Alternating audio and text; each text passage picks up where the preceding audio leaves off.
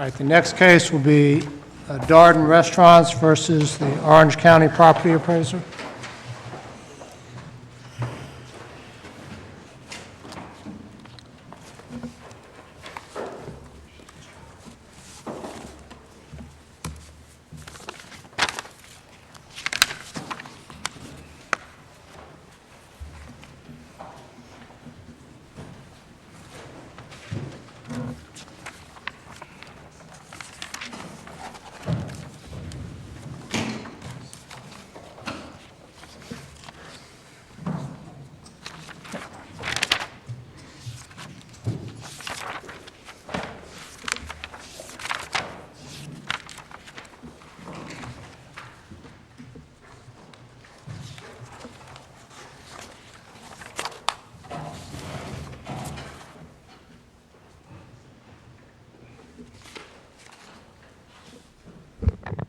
All right, you may proceed. May it please the Court. Good morning, Your Honors. My name is Nick Shanine of the Shanine Law Firm, and together with Rob Kelly of Hill Ward Henderson, we represent the appellants in this matter, Darden Restaurants and GMRI, on this matter involving an appeal of a tangible personal property tax valuation case. The Florida Constitution... Ask, how much time would you like to save for rebuttal? Sure. I'd like 6 minutes allotted for rebuttal. Thank you, Your Honor. Go ahead.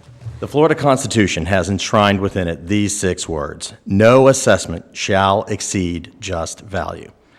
Neither side will controvert that that's the important standard here. What is just value? When Darden was assessed on years-old property, a tax bill of $29 million, that wasn't the tax bill, but that was the valuation of all of its property, the tangible property, not the real property, just the furniture and objects within the building, Darden said that's not a just valuation of our property. We could never sell this property and get anywhere close to $29 million in a fair market. So it challenged that assessment. It went to the Value Adjustment Board, as is its right, and put on its testimony. The property appraiser came and put on its testimony. And the Value Adjustment Board agreed with Darden and said that's not a just valuation. The property appraiser has not followed professionally accepted appraisal practices, that those numbers do not comport with what a fair market assessment would be, and instead, the Value Adjustment Board found that a $20 million assessment of those numbers would be more appropriate. Let me ask you this. There's various statutory sections that talk about the property appraiser's obligation to comply with. One is the factors set forth in 193.011. Another is the Department of Revenue guidelines, and another is professionally accepted appraisal practices. Now, is it your position here, well, what is your position here today as far as compliance or non-compliance with those 3 separate items? Your Honor, our position is that those items were not complied with, specifically the textual requirement in 194.301 as amended. And I pause for a second to focus on that phrase, that in 2009, the Florida legislature did a considerable overhaul of these statutes. But on the, are you saying that they complied or didn't comply with Department of Revenue guidelines? They did comply with the guidelines, but that compliance does not equate to professionally accepted appraisal practices, and that's something that's so critical. The department itself has weighed in on this appeal, and even though the department was an appellee by nature of the rules, it weighed in and confessed error. It said, no, we can't let a final judgment that we did not create, that we... All right, let me ask you this then. 195.032 says that the Department of Revenue shall provide standard measures of value to be used by property appraisers in all counties. Correct. Just hypothetically, what if a Department of Revenue standard measure was in conflict with a professionally accepted appraisal practice? What's the property appraiser supposed to do? And the department says as much. That the department admits within their brief that we know our records are outdated. We know that we've been told to update them, and we're in the process of doing that. So the department candidly concedes that these data points that we're putting out there are a starting point for the property appraiser. And it's correct for the property appraiser to start there, but that cannot be the end result. That does not get them to the finish line. And the department's clear that mere compliance with their guidelines does not under 195.032 equal properly, professionally approved appraisal practices. And instead, they say that if that conclusion that was adopted by the trial court were adopted by this court, it could have, and I'm quoting from the department's brief here, could have far-reaching and costly impacts on the department's ability to update its guidelines as needed and meet its statutory duty of aiding and assisting property appraisers. They continue. Further, if affirmed, this ruling would lead to inefficiencies and waste in the use of public resources, evisceration of the requirements set forth in 193.301 and the other statutes, and thus ineffectiveness in Florida's property tax system. The department takes this obviously very seriously. This is something that they do. They promulgate these guidelines, but they want to make sure that property appraisers everywhere understand that they cannot simply rely on those guidelines and not do cost analysis, not... Was there anything in the guidelines that instructed a property appraiser on how to calculate obsolescence other than the general statement of go to the market? And that general statement is the critical statement, get thee to the market. Adam Smith's unseen hand controls. The price that an object will bring is the price that it should be valued at. And when you fail utterly to look at the outside market when you're attempting to value these objects, it makes it where they suddenly have a table where they will simply say that a 10-year-old piece of furniture, that they will look at it and say, well, in its first year of use, it's still worth 92% of what that was purchased for. 92%. I know of nothing that someone purchases and then 1 year later sells as a used item where they can get 92% of what they paid for it. We all know from personal experience, we drive the car off the lot, that car's going to drop in value significantly. It's not going to go down just 8%. 3 years after furniture has been used, I've sat in this chair for 3 years and I want to sell it to a lawyer down the hall. Am I going to get 81% of what I paid for that chair? Obviously not. And if you look at comparable sales, if you look at anyone else selling furniture, you're never going to see numbers like this. And the problem is these numbers were derived without those market studies, without testing, and worse, the trial court ignored on purpose. It put blinders on and said, we're not going to look at outside sales. And why? Because a 2001 pre-amendment 8th Circuit Court of Appeals case named Crapo says we shouldn't do that. That the quote that they keep referring to, both this court actually took the quote and put it right into its final judgment, but other courts have also quoted from Crapo, and it's important. This is part of the reason why it's so critical. The trial court referred to that case, though, just to indicate that liquidation sales were an appropriate source of sale to look at. But the problem is, that would be correct. A liquidation sale is not an arm's length transaction where a buyer and a seller have no exigencies or pressures upon them. You want to buy an object, I can part with the object, let's see what the value is worth. The problem here is, Crapo says every sale is a fire sale. You can never look at any business selling property because any business selling property, by definition, is having a fire sale. 90% off, everything must go. That's not the real world. We can look to the internet, we can look to eBay, we can look to listings in the classifieds. Lawyers sell objects to other lawyers every day, and it's not an exigent sale. It's simply I don't need these chairs. If you would like to buy the chairs, give me a fair value for them. The quote from Crapo that they quote is, quite obviously, there would be not some, not only a few, no willing sellers that would sell relatively new property for 10 cents on a dollar, especially when it had been recently installed in an ongoing business. Going back to Judge Vander's question, is it Darden's position they did comply with the DOR guidelines, though? There's no question that they complied. They followed the guidelines, but they failed to take the next step that the department itself tells them you need to do. It's not enough to just use these market numbers that are based on a 1997 published report that are based on earlier information from another state, the Marshall tables, and there's been plenty of stuff within the amicus briefs that is educational on. So Darden agrees that Orange County looked towards the market, they just don't agree with the method that they looked towards. They did not look to the market, they looked to these tables. And then when they did give some sort of, but we also took into consideration business sales. So we would look to a biz MLS listing and say, okay, well, now that that business sold, let's see how that listing compared to what we valued the property for, and then we're going to say that that establishes the just value of Darden's property. Well, do the DOR tables address economic or functional obsolescence, or do they just address physical deterioration? They do not. They just address physical obsolescence, and that's an inherent flaw, and that's why this court is on a de novo review here. It is because they've applied the wrong standards, that you must... Do the guidelines address obsolescence, how to calculate that in any way? They don't walk the property appraisers through, once you have this raw data, here's what you need to do to look to functional obsolescence. Here's what you need to do to look to economic obsolescence. Economic obsolescence would be that supply and demand, again, Adam Smith's hand, that in Orange County, selling used restaurant equipment might be hard because Orange County has a large number of restaurants that are already in the state of flux, buying and selling their property.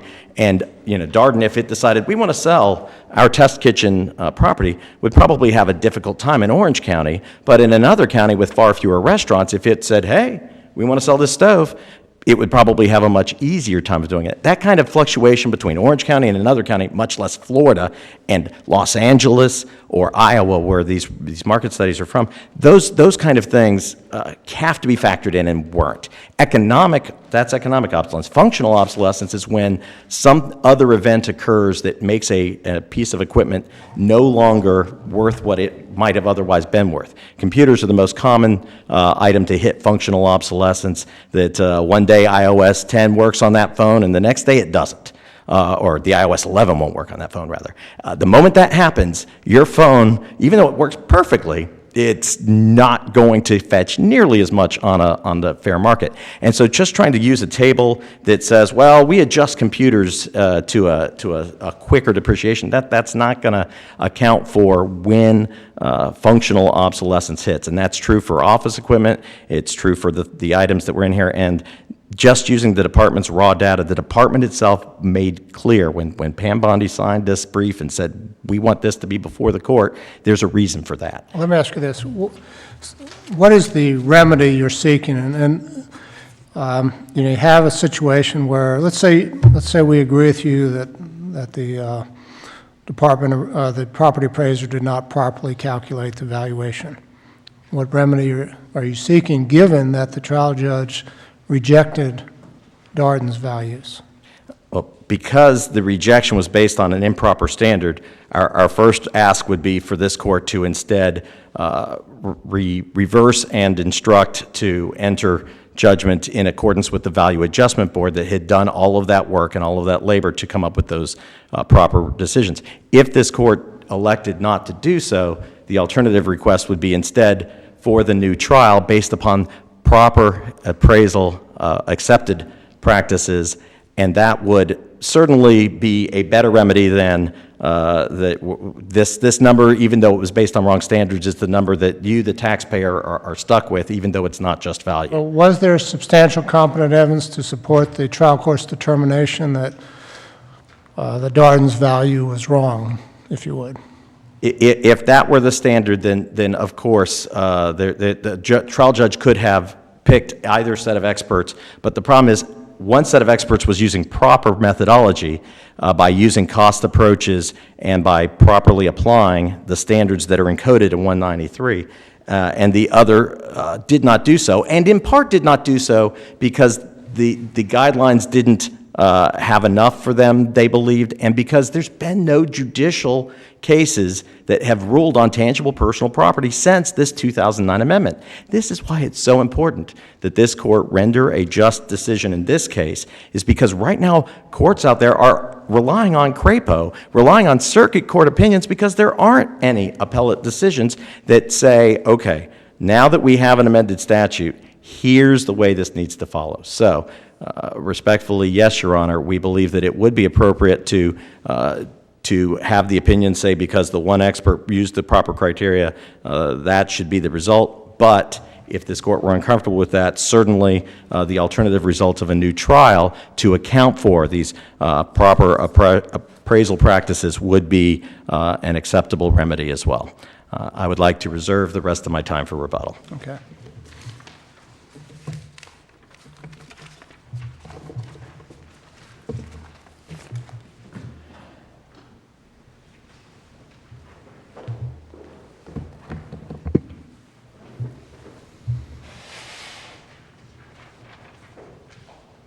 May it please the court, I'm Ken Hazuri. I'm here for Rick Singh as Orange County Property Appraiser.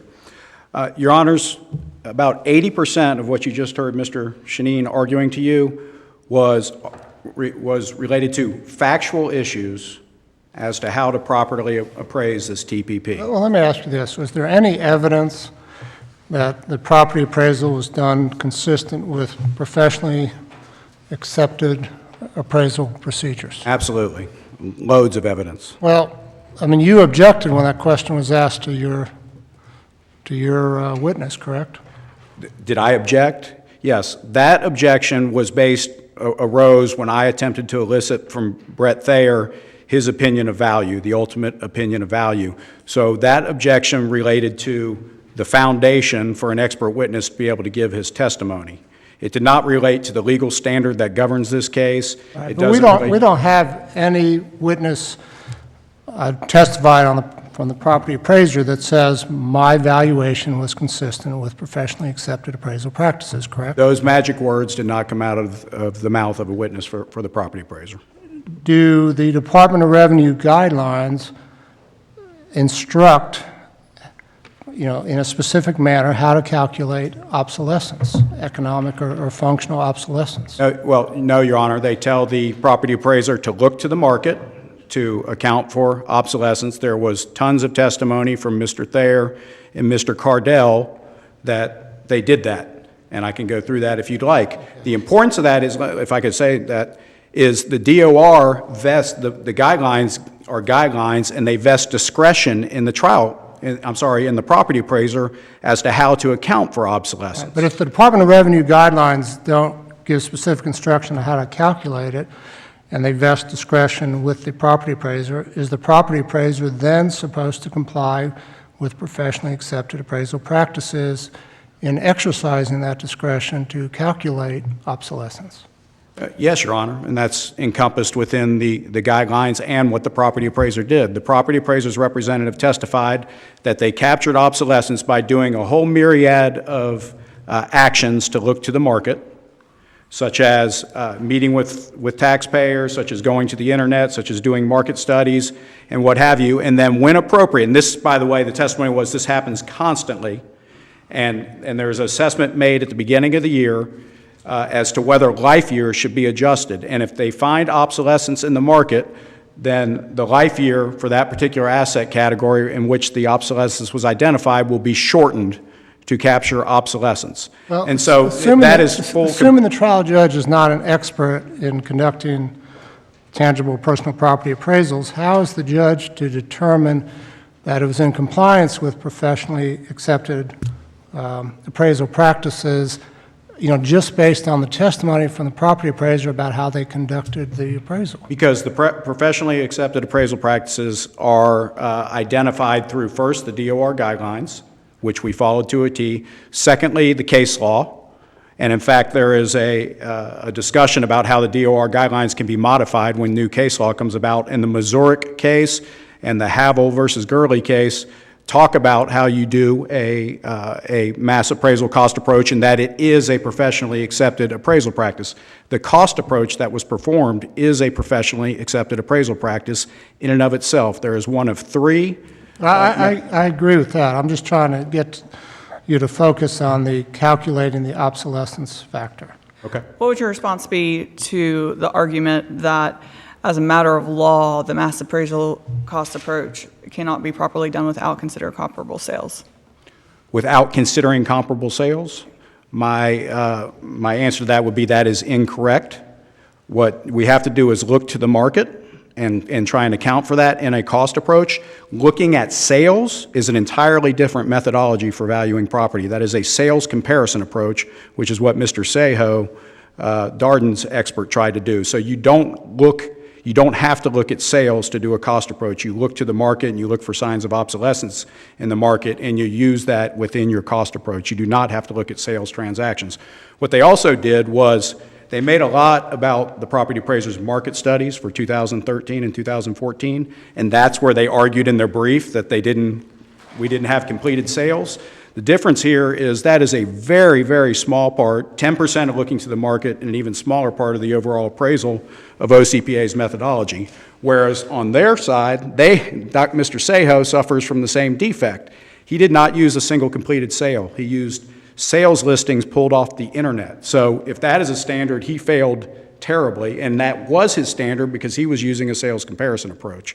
So that's really, when you get down to this, we're in dangerous territory here, because if you start allowing appraisers like Mr. Seho to come in, go on the internet on a particular day, pull 1 or 2 sales listings off the internet and come in and call that a sales comparison approach, you're talking about chaos in the valuation system of tangible personal property in this state. Think about it. Every day you go on the internet, you can find a different price. But the issue for us isn't necessarily whether Darden's expert calculated it correctly. The statute says that the taxpayer is entitled to have the appraisal conducted in a certain manner. And so I think our focus is, was it conducted in accordance with what the statute says the property appraiser was to do? Yes. So, Well, can I raise one issue? Yeah. And I want to go back to your. First of all, there's a waiver issue here. I'm sure you're familiar with it. They moved for involuntary dismissal. They did not, based on 194.301, which is the statute that you're pointing to, they did not re-raise that at the close of evidence. And I would really ask that you look at their reply brief. They try and argue under the directed verdict rule that they weren't required to re-raise it, whereas we're operating under 1.420B, which is the involuntary dismissal rule, which absolutely requires them to re-raise it, and they did not do so. So the entire discussion, frankly, shouldn't be had. That being said, and please look at that, because it was waived. That was the only time they raised it, was in their involuntary dismissal, and he did not re-raise that at the end of his argument. To address your question and go back, he did not re-raise it at the end of the close of evidence. Your Honor, I think it bears also looking at the 195.032 statute that says the DOR guidelines are prima facie correct. The DOR's brief should not be taken into consideration for the reasons in our brief, but both the DOR and Darden do not address that language, and they do not tell you what that language means, and it must mean something. We can't simply ignore it. So what it says is that in that it says that the DOR guidelines are prima facie correct. Prima facie correct, but don't establish just value. That's right. That's So right. what? So the way that works is, if we comply with the DOR guidelines, which we did, we have put on a prima facie case of valuation, including professionally accepted appraisal practices. but if the DOR guidelines don't tell you how to calculate obsolescence, I mean, you could apply the DOR guidelines and come up with the cost, applying the mass cost appraisal. You can come up with the depreciation, apply that, but you still have to factor in the obsolescence factor. If the DOR guidelines don't tell you how to do that, then you're not at just valuation, correct? Yes, with an additional factor thrown in. Okay. And the additional factor is the discretion vested in the Florida Constitution with the property appraiser. Right, but does that discretion have to be consistent with professionally accepted appraisal practices? Your Honor, first of all, there's an argument that it doesn't. There's an argument in Mr. Bartlett's brief that entire statute, 194.301, only relates to burden of proof when a taxpayer files suits. Yeah. We haven't taken that position in our briefing. You took that position below, but you're not taking it now, correct? We have backed off. I'm quite frankly not sure which way to go on that in my mind, but you're right. Our briefing did not take that position, okay? So, Your Honor, again, the property appraiser has the discretion to determine how to look to the market. It is granted wide discretion, okay? The other side attempted to show that they acted outside of professionally accepted appraisal practices, as was their right in their case in chief, with the testimony of Mr. Weinert and the testimony of Ms. Blackburn, their expert witnesses, and the trial court rejected that out of hand. So the trial court found that the property appraiser's testimony about accounting for obsolescence essentially was a professionally accepted appraisal practice, that it was done correctly, that it was it resulted in a very reliable and a very credible valuation. That's what they found, and there was evidence to the contrary that they put on in their case in chief, but that was rejected by the trial court. It's a simple issue of substantial competent evidence. Does it support the valuation? Was there substantial competent evidence to support the trial court's finding that the appraiser's valuation was more credible and reliable? And there was, Your Honor, and that's what this case comes down to. Under your case, you wrote the opinion in RH Resorts. It was an appraisal, or it was an agricultural case, and you said this court must affirm the trial court's determination as to the agricultural classification as long as there is substantial competent evidence to support said ruling. In this case, there is loads of substantial competent evidence to support the ruling. Your Honor, again, if you are inclined to believe that we have to say the magic words, professional appraisal practices, we submit that that is not required. This is not a determinative legal standard. And two, Your Honor, we submit that once we show that we have complied with the DOR guidelines and acted within our discretion, what more should the property appraiser be required to do? There was this issue in their brief where they said we had to bring in an independent appraiser. Think about that, Judge. Bring in an independent private appraiser to say that we complied with professionally accepted appraisal practices. That's improper bolstering of expert witness testimony. Maybe not an independent witness, but at least having a witness testified that those appraisal practices were complied with, which in this case there was an objection to. Well, I'm sorry, in this case? There was an objection to. Which objection are you referring to? Does this comply with professionally accepted appraisal practices with a reasonable degree of professional certainty, and then objection because that standard doesn't apply? That didn't occur. Again, the objection that occurred was I asked Mr. Thayer, does he have an opinion within a reasonable degree of professional certainty as to the value of the TPP? And that's when the objection occurred. And that's when it was argued that he can't give that opinion because of the professionally accepted appraisal practices issue. So it was expert witness testimony, foundation objection, and by the way, that ruling that allowed overruling that objection has not been appealed in this case. So that ruling really has nothing to do with what we're here on appeal.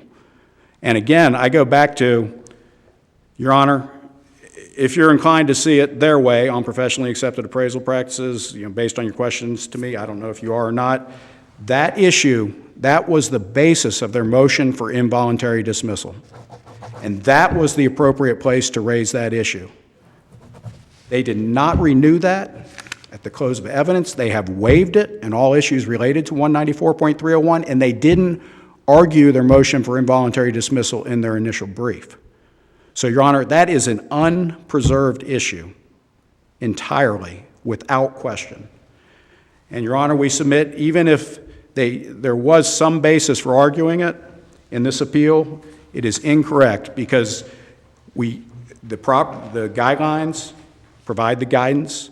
They shall be deemed prima facie correct, and the Constitution grants the property appraiser discretion on how to look to the market, as long as they do it, and how to apply the evidence they find in the market to their cost approach to capture obsolescence. And that was explained, how that was done, and that is professionally accepted appraisal practices. I submit to you we are talking about significant problems if we're requiring other witnesses to come in and say professionally accepted appraisal practices and bless it. That's not what's required. We submit it's not required for the magic words to come out of the mouth of the property appraiser's representative. Follow the guidelines, prima facie, use their discretion, and that's how valuation has been done for quite some time, and we're getting into dangerous territory if that goes away. Think about VAB hearings, thousands and thousands of them happening every year. We're going to have to bring in witnesses to talk about what's a professionally accepted appraisal practices. That's not how these things are conducted. Each side puts on their evidence. You have 3 standard measures of value: sales comparison, cost approach, and income. Income doesn't apply here. So you start from those basics. Now, if the property appraiser had come in and done some sort of business valuation that had nothing to do with the cost approach, there would be an argument here that there was not professionally accepted appraisal practices. But when they do a cost approach, follow to a T what the DOR told them to do, and you're talking about a mass appraisal cost approach that the Supreme Court said in Missouri was particularly well-suited for appraising the assets like the ones that are at issue in this case, we submit to you that's professionally accepted appraisal practices. The case law, the DOR guidelines, and the reasonable discretion vested in the property appraiser by the Constitution. And it's dangerous territory to require more than that. We submit to you the statute clearly does not. You have to coalesce and harmonize 194.036 with 194.301 to the extent it applies. I'm sorry, 195.032 to 194.301. Your Honor, I'll briefly, since I have a few minutes left, want to address the DOR's brief. It was completely wrong and inappropriate for them to file a brief in this case. They did not participate in the trial court. They did not preserve any error. They argued when we moved to strike, and of course we didn't get a reply to their response, so I didn't get a chance to respond to it. They confessed error. You can't confess error that somebody else supposedly committed. They didn't participate in the trial court. You can only confess your own error. You can't say, well, we didn't participate, but we're confessing error for somebody else. So it was. Assuming we agree with you on that, and can we treat it as an amicus brief, or what? No, Your Honor, I don't think so. I mean, they were a party. They were required to preserve error. They're not some super party that gets to just skip the trial and come in and argue in an appeal, which is apparently how they viewed themselves. And you just can't do that. But let's just take the merits of what they're saying. Was there a reason they were made a party in the first place? I'm sorry? Was there a reason they were made a party in the first place? Yeah, the statute suggests that in property tax cases like this, that both the tax collector who was let out of the case and the DOR should be named. Mr. Kelly, who I've done a lot of work with and is a great attorney, will argue that we haven't stated a cause of action unless we name the DOR when we're the plaintiff, so that's why we did it. We were happy to excuse them. We don't need to make them do unnecessary work, but we excuse them. They say, please excuse us because we have nothing to do with this, no arguments to make. The entire trial court record is made without their participation, which we could have had a different record and different arguments if we understood what the DOR's position was, and then they come in at appeal and start raising arguments and saying they confessed error. It just doesn't work. It just doesn't work.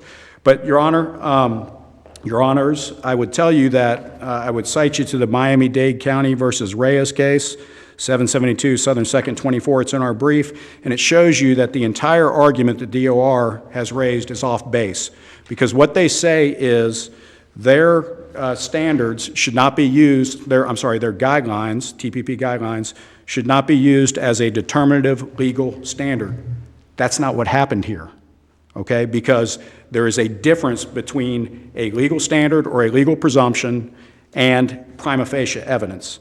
And the Reyes case addresses that, and it says the county's guidelines for evidence at hearings violates this unambiguous mandate in 3296, it's an ordinance, by stating that when the meter is found to be within acceptable standards of accuracy, a very strong presumption is created in favor of the accuracy of the water bill. So the city authority was saying, when you follow our guidelines, there's a strong presumption created against you, Mr. Homeowner, contesting your water bill. And then the court says, prima facie evidence is evidence sufficient to establish a fact unless until rebutted. Prima facie evidence does not amount to a legal presumption. So, Your Honors, the whole idea that prima facie evidence converts to a legal presumption or a determinative legal standard, as the DOR argued, is incorrect and not what happened in this case. When we put on evidence of our compliance with the DOR guidelines, it created a prima facie case. You know, think about that, Your Honor. They are deemed prima facie correct. Okay? That means if you follow them, you have put on a prima facie case of proper valuation. Going back to your question, Judge Vander, of now do we have to dig underneath that and show within the context of obsolescence and granting the constitutional discretion, granted to the property appraiser? Do we have to dig deeper than that and bring in somebody else to say, no, what you did was, or yes, what you did was professionally accepted appraisal practice? We submit to you, we do not. Prima facie correct. That encompasses all elements of putting on a prima facie case for valuation once you show compliance using your discretion that you have.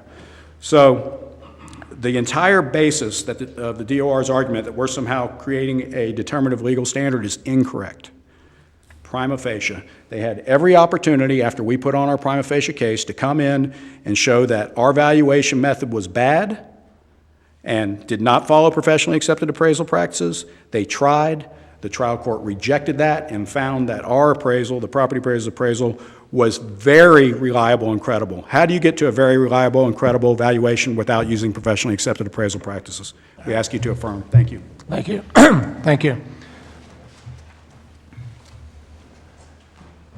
Mr. Sheen, if you can address the issue on preservation in two parts. One, the failure to make a motion for involuntary dismissal at the close of the evidence, and second, not raising as an issue on appeal the trial court's ruling, on the objection. Sure. First of all, as we addressed in our brief, the cases that were raised were all pre-amendment to the directed verdict rule. That directed verdict rule has been amended to make it clear that it's now analogized with the federal rule that allows for you to re-raise it on motion for rehearing, which was absolutely done here. Regardless of all of that, none of that's pertinent here because this is not a we didn't weigh the evidence correct issue. This is the final judgment on its four corners is erroneous as a matter of law and needs to be reversed. Why? Because it applies the incorrect standards. And when the court in CSville, Fruitville had that issue, they said that the issue presents a question of law that is reviewed de novo because it's about whether the correct legal standards were applied. That issue was properly raised below. It was raised again in rehearing in numerous pages. Everyone got a chance to file briefs on that before the lower court, and the lower court ultimately, months later, said, no, we're not going to rehear this. But it was fully briefed, fully vetted, and then that final judgment in and of itself requires no preconditional preservation to have those errors of law properly before this court. This court has the opportunity to make this ruling, and as we've discussed, this court needs to. Why? Because you have the department saying one thing, and you have one of their amicus briefs saying that the exact opposite is true. And let me ask you this. Sure. Let's talk about the magic words of professionally accepted appraisal practices. If the trial judge had, heard those magic words and made that finding, that the efforts that they made did comply with those practices, would we then be in a situation of a factual dispute? I would submit no is the answer, and the reason why is because that is still a legal determination. I've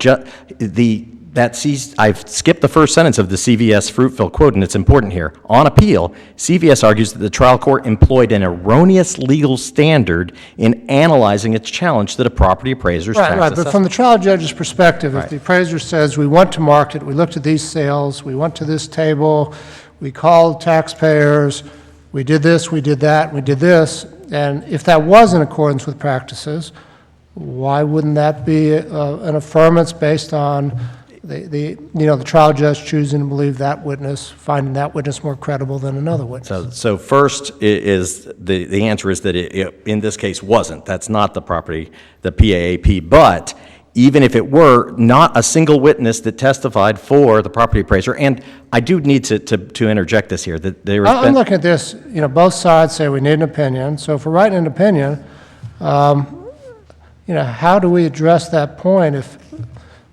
how does a judge know whether it's in compliance with practices or not unless they hear from an expert? and that is critical, that the property appraiser needed to, and here's the thing, we just heard, but this is going to be tough, this is going to be crazy, this is going to change the way that value adjustment boards hears things. And the reason why we have to do that is we are here to do a textual reading of the statute as amended, and that statute says that the value of the property must be determined by an appraisal methodology that complies with the criteria of 193.011 and professionally accepted appraisal practices. And then the statute goes on to say the provisions of this subsection preempt any case law that is inconsistent with this subsection. The legislature could not be more clear that we are not going to allow cases like Missouri and pre-existing case law that provide this heavy presumption in favor of the appraiser to rule the roost. Instead, we are requiring the appraiser to now come forth and defend, or if they're the challenger, to show. They had the burden of proof to demonstrate that their methodology to adjust economic lives in this manner that they did, which we talked about the table and how crazy those results are, but they had the burden to use that testimony and explain. trial court agreed with you that they had the burden, that they met that burden based on the total efforts they did to look to the market. They accounted for obsolescence. So what is missing from a legal standpoint, not a competent substantial evidence standpoint, but from a legal, as a matter of law, what they did wasn't accurate? First, they did not have, the trial court, can make its ruling however it like, and both sides submitted very nice final judgments for the judge to consider which one to sign.